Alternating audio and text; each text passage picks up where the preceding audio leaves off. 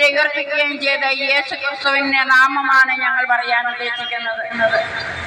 യേശു ക്രിസ്തുവിന്റെ നാമം ഇടിമിന്നൽ പോലെ അവൾ തന്നെ ഇല്ലാതെയാവുകയും യേശുവിനോടിന്റെ നാമത്തിൽ നമ്മൾ പ്രാർത്ഥിച്ചാൽ വചനം പ്രസംഗിച്ചാൽ സാത്താൻ ഇടിമിന്നൽ പോലെ പതിക്കുന്നത് നമ്മൾ കാണും.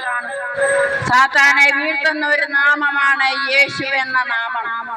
അതുകൊണ്ട് യേശുവിന്റെ നാമം നമ്മൾ പറയണം. നമ്മുടെ മനസ്സിൽ പറയാതിരുന്ന നമ്മുടെ ഉള്ളിലെ പിശാച് വന്ന് പ്രേരിപ്പിക്കും.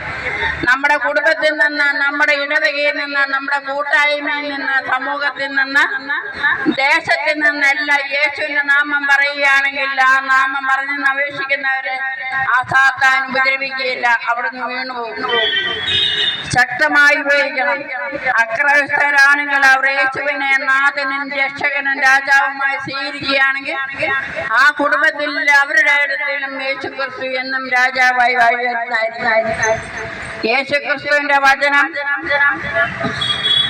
സജീവവും ഊർജ്ജസ്വലവും ഇരുതല വാളിനേക്കാൾ മൂർച്ചയേറിയതും ചേതനയിലും ആത്മാവിലും സന്ധിബന്ധങ്ങളിലും മജ്ജയിലും തുളച്ചു കയറി ഹൃദയത്തിന്റെ വിചാരങ്ങളും നിയോഗങ്ങളും വിവേചിക്കുന്നതുമാണ്. ഗബ്രിയേലിനെഴുതിയ ലേഖനം 4-ാം അധ്യായം 12-ാം തിരുവചനം. കർത്താവിന്റെ നാമം വിളിച്ചപേക്ഷിക്കുന്നവർ എല്ലാവരും രക്ഷ പ്രാപിക്കും. 1 സാമുവേൽ 10-ാം തിരുവചനം. സാവൂളിന്റെ മേൽ സാമുവേൽ ഒരു പാത്രം ഒലിവെണ്ണയെടുത്ത് ശിരസിൽ ഒഴിച്ചു. എന്നിട്ട് സാമുവേൽ സാവൂളിനെ ചുംബിച്ചു. അതിനുശേഷം ജനത്തിന്റെ ഭരണാധികാരിയായി നിയമിച്ചു.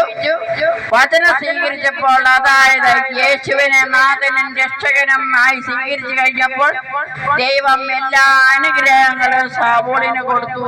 അതായത് സമ്പത്ത്, ആരോഗ്യമെല്ലാം. നമ്മൾക്കും യേശു ക്രിസ്തുവിനെ നമ്മുടെ നാഥനും രക്ഷകനുമായി സ്വീകരിച്ചാൽ നമുക്കും അവിടെ നിന്നും എല്ലാ അനുഗ്രഹങ്ങളും തരും. ഇന്നും ജീവിച്ചിരിക്കുന്ന ദൈവം നമ്മുടെ മേൽ അത്ഭുതങ്ങളും അടയാളങ്ങളും സംഭവിക്കും. നല്ല വചനങ്ങൾ മാത്രം നമ്മൾ പറയുക. നമ്മുടെ നാവ് നല്ല വചനങ്ങൾ പറഞ്ഞാൽ അത് ദൈവത്തിന്റെ നാവ് പോലെയാകുമെന്നാണ് പറയുന്നത്.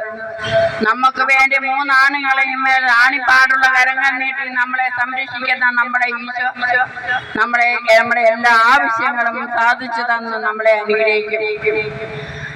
യേശു ക്രിസ്തു പല ഉപമകളിലൂടെയാണ് പലതും ജനങ്ങളെ പഠിപ്പിച്ചത്.